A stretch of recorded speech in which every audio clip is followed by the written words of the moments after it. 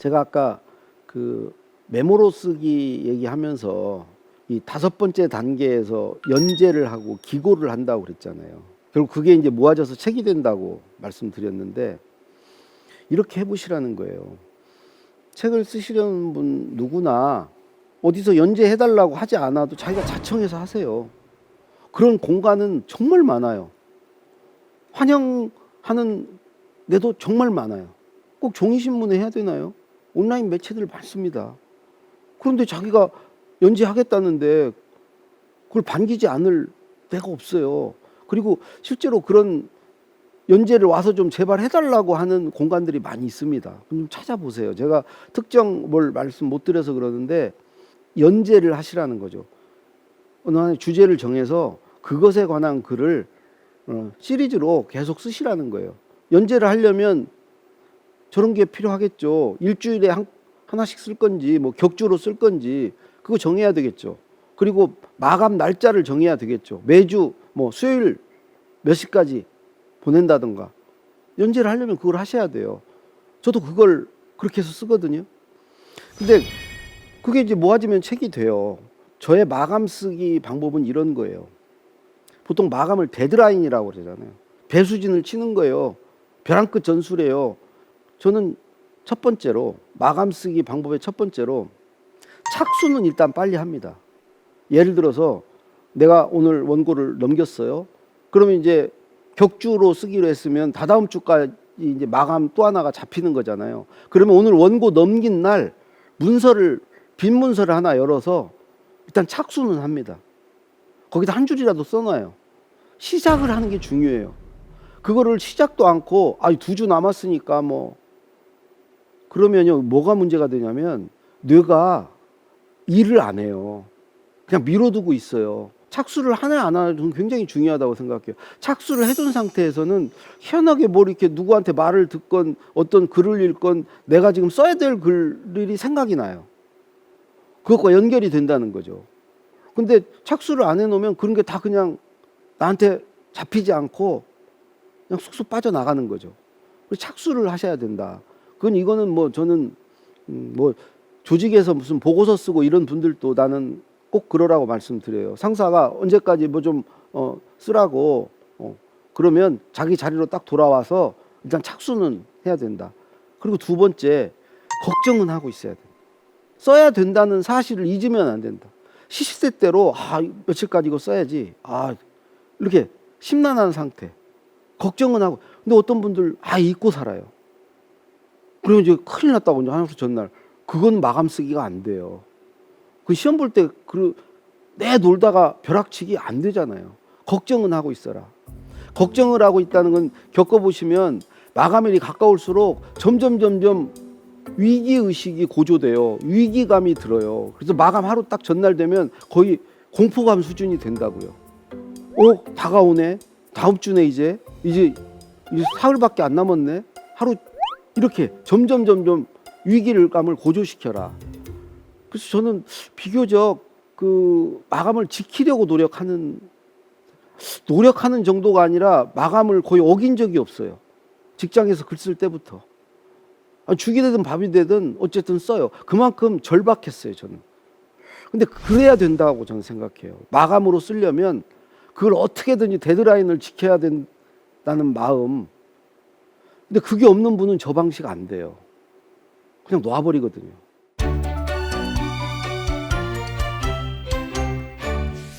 삼 단계로 쓰는 겁니다. 1단계는요. 내가 지금 쓰고자 하는 주제와 관련된 내 경험, 어떤 자기 일화, 에피소드 이런 거 있지 않습니까? 자기가 어떤 주제에 관해서 책을 쓰려고 그랬으면 그 주제와 관련된 경험이 반드시 있겠죠. 그걸로 뭐 낭패를 당했다던가 그걸로 뭔가 성취감을 느꼈다, 뭐가 있습니다. 그 스토리를 쓰라는 거죠. 토막토막의 이야기를. 어떤 사건이 있었다던가 뭘로 사고를 쳤다던가 그런 경험, 그런 이야기가 30개, 40개 있으면 책이 한 권이 돼요. 다 있으세요. 어르신들 특히 많으세요. 내가 내 얘기를 쓰면 정말 장편소설 5권, 10권도 쓴다. 그 사실이에요. 다 생각해 보면 있어요. 근데 그 생각이 잘 안 나니까 저 같은 경우는 그 시대 무슨 신문도 좀 보고요. 찾아보고요. 그 시대 유행했던 노래도 들어보고요. 그때 만났던 친구들 만나서 그 옛날 이야기도 하고요. 아버님께 여쭤도 보고요. 그냥 기억이 자동으로 떠오르는 건 아니잖아요. 그래서 이런저런 시도를 해야죠. 근데 이야기라는 건 좀 신기해서 이게 고구마 넝쿨 이렇게 나오듯이 한번 나오기 시작하면 줄줄이 사탕이에요. 그래서 1단계로 그런 경험을 30개, 40개 쓰셔라. 그 쓰는 거 어렵지 않잖아요. 그 자기밖에 못 써요. 누가 쓰겠어요? 자기 경험은 자기밖에 모르는데. 그리고 쓰시면 돼요. 그리고 이야기는 다 재밌어요. 재미없는 이야기는 없어요. 오히려 그런 이야기가 은밀한 얘기, 자기가 좀 부끄러운 얘기, 이런 거 더 좋죠. 자기 치부를 드러내고 뭐 이런 얘기. 그런 거 다 있으시잖아요. 그런 경험을 쓰시라는 거죠. 그럼 두 번째 단계로. 제가 그렇게 대통령의 글쓰기를 쓸 때도 이야기만 쭉 썼어요. 40개를. 꼬리에 꼬리를 물고 이제 기억나는 대로 써서 출판사에 갖다 줬더니 재밌대요. 근데 재미있는 데서 그치는데요. 의미가 없는데요. 읽고 나서 뭔가 배울 게 없는데요. 사람들은 글을 읽을 때 거기서 뭔가를 배우고 깨닫고 싶어 한다는 거죠. 뭔가를 얻어가고 싶어 한다는 거죠. 그럼 어떻게 해야 됩니까? 그랬더니 이 경험을 하면서 뭐 교훈을 얻은 게 있든지 어떤 시사점을 얻었든지 모르던 걸 알게 됐든지 뭔가 있을 거 아닙니까? 어떤 감정을 느꼈든지 그 경험이 내 인생의 어떤 뭐 변곡점이 됐든지 뭔가 있을 거 아닙니까? 그 경험의 의미. 의미가 없는 경험은 기억하지 못합니다. 기억하셨다는 것은 그게 반드시 의미가 있으니까 기억하신 겁니다. 그 지나간 건 지나간 대로 다 의미가 있죠. 사실 기억하는 경험은요, 다 의미가 있어요. 그래서 다시 와가지고 각각의 경험에 다 의미를 붙였어. 내가 이 경험하면서 뭘 깨달았다. 아, 이런 걸 알게 됐다. 이걸 다 붙였어요. 그거 어렵지 않죠. 그걸 다시 갖다 줬어. 그랬더니 이제는 의미도 있고 재미도 있대. 근데 그냥 내 얘기에 불과하다는 거예요. 내가 생각한 의미에 불과하다는 거죠. 그럼 어떻게 해야 됩니까? 그랬더니 인용을 좀 붙여주세요. 이 이야기가 또 거기서 깨달은 의미가 나만의 것이 아니고 나에게만 해당되는 게 아니고 우리 모두의 것이다. 독자 당신에게도 해당된다. 그래서 사적인 주관적인 내 경험을 객관화시키고 일반화시키고 보편화시켜달라는 거예요. 방법은 인용을 달아주는 거예요. 내가 어떤 이야기를 겪었다 그러면 다른 사람의 사례도 인용으로 넣어주고 나만 그런 게 아니고 이 사람도 그랬다. 나만 이런 걸 깨달은 게 아니고 유명한 누구도 이렇게 말했다. 이런 걸 넣어주라는 거예요. 그거 어렵지 않잖아요. 그래서 국립도서관에 가가지고 내가 써둔 걸과 비슷한 내용의 책을 찾아서 그분들이 달아놓은 인용을 다 찾았죠. 사실은 그게 전 독서를 많이 안 해서 공부를 많이 안 해서 내 안에서 찾아야 되는데 부끄럽지만 그게 없어서 다른 사람 책에서 찾았어요. 근데 그 책을 쓴 분도 어디선가 인용을 한 내용이에요. 아리스토텔레스의 말을 해밍웨이의 어떤 일화를 그분이 만든 건 아니잖아요. 그걸 찾아서 저도 인용을 달아줬죠. 그렇게 해서 자기 이야기를 쓰고 그 이야기에서 느낀 의미를 쓰고 세 번째로 인용을 달아주니까 이제 책이 되더라고요.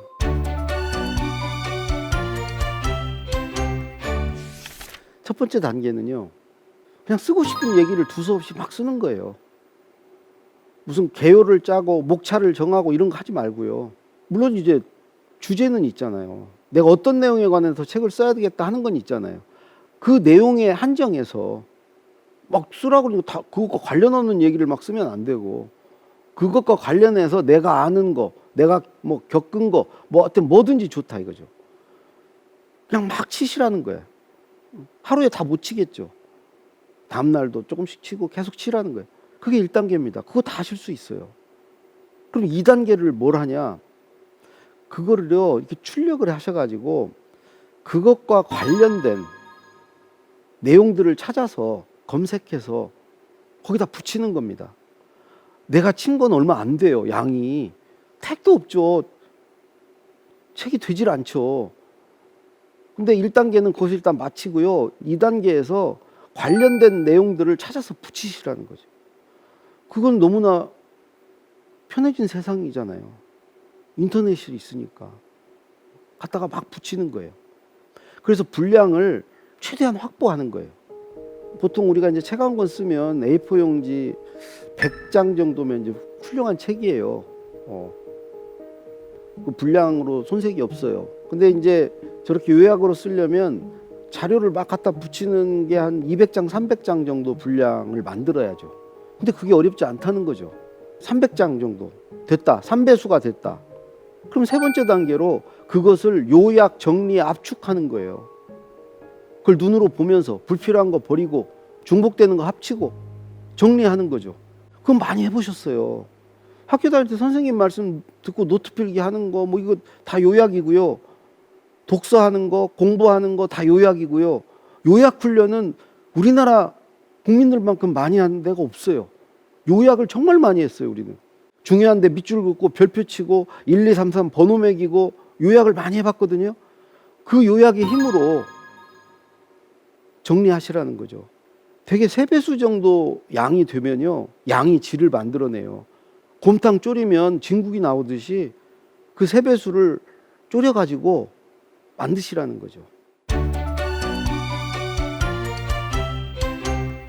뭔가 하나 자기가 그 주제에 거의 하루 종일 거기에 빠져 살면 저는 그걸 쓸 수 있다. 그럼 어떻게 몰입을 할 건가? 그 주제에 관한 뭐 책도 읽고 공부도 하고 그것에 관련된 강의도 들으러 다니고 요즘에 그런 막 무료 강의들 많거든요. 그 저녁 때 가서 그런 거 듣고 계속 하는 거죠. 내가 듣고 보고 읽고 하는 모든 것을 그것과 관련된 걸 하는 거죠. 거기에 완전히 몰입하는 거죠. 여러분들 그렇게 한 몇 달을 보내시면 정말 도가 튑니다. 그것에 관해서. 누구나 가능한 거예요. 그리고 그런 몰입 상태에 있을 때 굉장히 행복해요. 기분이 좋아요. 거기에 빠져 사는 게. 물론 그럴 여건은 돼야 되겠죠. 어디 뭐 직장 생활하고 이런 분들이 그렇게 몰입하기 어렵잖아요.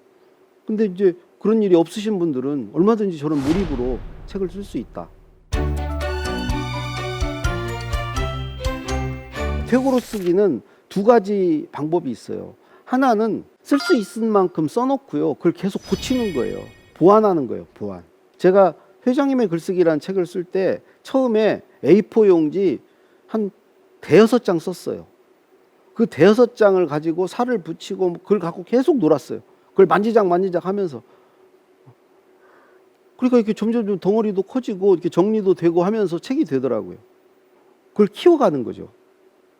그게 다 이제 고치는 과정이에요. 아마 작가들 무슨 사람들 전부 그런 과정으로 글을 쓰시는 분들 많이 있을 거예요. 처음에 초고는 그냥 대충 하나 써놓고 눈덩이 굴리듯이 그런 돌멩이 하나 만들어 놓고 그걸 계속 굴리는 거죠. 그리고 굴리다 보면 커져요. 그게 이제 하나의 좀 퇴고로 쓰기 방법이고, 다른 하나는 이것도 역시 작가들의 방법인데 매일 일정 분량씩을 더해가는 겁니다. 보태가는 거예요. 하루에 요만큼 쓰고 더 쓸 거리가 있어도 오케이. 그 다음에 이제 다음으로 넘어가고. 뭐 김훈 선생은 1필5 하루에 5매씩 쓴다면서 하루끼도 원고 20매씩은 매일 쓴다면서요. 대부분 장편소설 쓰고 이런 분들은 다 그렇게 쓰죠. 근데 그걸 어떻게 쓰냐? 오늘 이렇게 썼어. 그러면 그 다음 날은 오늘, 그러니까 어제 쓴 거죠. 어제 쓴 걸 한번 읽어보고 더 보태요.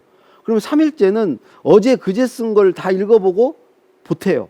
계속 보태면 쓰는 거예요. 근데 희한하게 어제 쓸 때는 생각이 안 났는데 다음 날 읽어보면 그 어제 쓴 걸 고칠 게 보여요. 그럼 고치고 보태고 또 다음 날 앞에 거 쭉 했던 거 고치고 보태고 이걸 매일매일 반복하는 거죠. 근데 이거를 잘하려면 습관이 좀 들려야 돼요. 매일매일 글을 쓰는 습관이 들려야 되는 거죠. 그래서 장편소설 쓰는 소설가들은 그 자기가 쓴 소설을 다 외운다고 그러잖아요. 예를 들어서 300일 동안 글을 썼다. 그러면 첫째 날 쓴 것은 299번을 읽은 거죠. 299번을. 둘째 날 쓴 거는 298번을 읽은 거고. 그렇지 않겠습니까? 그러니까 그거는 어찌 보면 습관과 어떤 반복 이런 걸로 보태가면서 글을 쓸 수 있다. 저도 이제 저걸 처음에 책을 쓸 때 저렇게 썼는데요. 간단해요. 포털 사이트 가가지고 내가 쓰고자 하는 책의 주제를 쳤어요. 저는 글쓰기니까 글쓰기를 딱 쳤어요. 그랬더니 글쓰기 치고 밑에 보니까 뭐 무슨 뉴스, 이미지, 동영상 뭐 여러 개가 떠요. 그 중에 책이라는 것도 떠요. 책을 딱 클릭했어요. 그랬더니 글쓰기 책들이 쭉 뜨는 거예요. 판매 순으로도 뜨고 사람들이 많이 찾아본 순으로도 떠요. 그걸 참고해서 저는 한 30개 글쓰기 책을 골랐어요. 그리고 30개 글쓰기 책의 목차를 출력했어요. 이거 다 하실 수 있잖아요. 그 상태에서 30개 책의 목차를 한번 전체적으로 쫙 봤어요. 왜 봤냐? 도대체 글쓰기 책에는 어떤 내용들을 쓰는지를 알고 싶었던 거죠. 그래서 쭉 보니까 대략 알겠어요. 누구나 아실 수 있어요. 아, 글쓰기 책은 이런 내용을 주로 다루고 이렇게 쓰는구나. 그게 1번 첫 번째고, 두 번째 마지막으로 한 권의 책의 목차에서 한 줄의 제목을 찾았어요. 30권의 책이니까 30개의 제목을 찾는 거예요. 그 제목은 어떤 제목이냐? 나도 쓸 말이 있는 제목. 그 한 줄. 목차는 쭉 이렇게 돼 있잖아요. 그 중에 이건 나도 좀 할 말이 있는데, 나도 이런 경험이 있는데, 그래, 좋아. 이 책에서는 요거. 저는 내용은 안 봤어요. 그 내용을 보면은 거기에 매이게 되거든요. 잘못하면 표절이 될 수도 있고. 목차는 대부분 정확히 내용을 알려주지 않아요. 근데 대략 알죠. 아, 이게 이런 내용이겠구나. 근데 그게 나를 자극해요. 나도 이런 내용은 갖고 있는데? 또 책에 썼네? 그럼 내가 갖고 있는 내용 나도 책에 써도 되겠네? 그러니까 그 목차를 보면서 내가 갖고 있는 것을 찾거나 길어 올리고요. 책에 있으니까 나도 자신감을 얻어요. 이 사람도 책에 썼는데 뭐 나도 쓸 수 있겠네. 그래서 그렇게 30권의 책에서 한 줄씩 찾으면 30개 제목을 찾게 되는 거예요. 내 글의 제목. 그거 다 찾아놓은 거 아니에요. 내가 쓸 수 있는 것만 찾았잖아요. 그거 가지고 쓰는 거예요. 하나씩 하나씩. 자기도 할 말이 있어서 찾아놓은 제목들 아니에요. 그렇게 해서 30개를 쓰건, 아니면 어떤 분 뭐 더 두껍게 쓰고 싶으면 40개, 50개를 찾아서 이제 글을 쓰시라는 거죠. 그리고 이제 마지막으로 내 목차를 짜는 거예요. 다 쓰고 나서 목차를 뒤에 짜면 되죠. 그 목차 짜는 건 어려운 일이 아니고, 또 자기가 안 짜도 출판사에서 짜줘요. 또 내가 다 짜가는 거 출판사에 다시 다 고쳐요. 그래서 어찌 보면 목차를 짜고 쓰는 게 정석이죠. 근데 저는 그런 능력이 안 돼요. 그래서 남의 목차를 흉내내서 내 글을 쓰고 마지막에 내 목차를 짜요. 저는 글을 쓸 때도 제목도 처음부터 달고 시작하지를 못하겠어요. 쓰다 보면 제목이 생각나고 해서 마지막에 또 제목을 달아요. 저 목차도 그런 식으로 다는 거죠. 나는 책을 이렇게 썼다 내용들을, 제 경험을 쭉 말씀을 드렸습니다. 어찌 보면 책 쓰는 방법을 알려드리는 것보다 책 쓰고 싶은 마음을 얻어가는 강의가 되었으면 좋겠습니다.